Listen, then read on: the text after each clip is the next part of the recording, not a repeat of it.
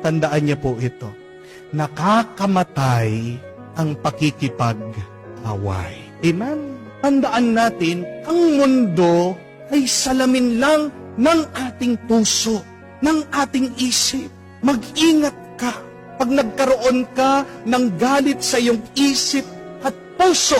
Baka pag inumpisaan mo ang away na yan, paano matatapos? Matatapos yan sa sakit, sa hapdi at kamatayan. Tandaan niyo po ito. Walang magandang bungang na idudulot ang galit at sama ng loob. Amen? Meron po ba sa inyo, sagutin niyo po ako, pag galit, yumayaman. Sabihin niyo lang po sa akin, ha? Kung dahil sa galit nakakayaman, araw-araw po ako magagalit.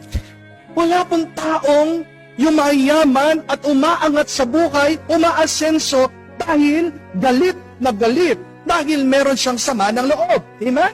At ito po, tanong ko sa inyo, nakakaganda bang galit? Nakakagwapo ba? Kabaliktaran nga eh. Di po ba?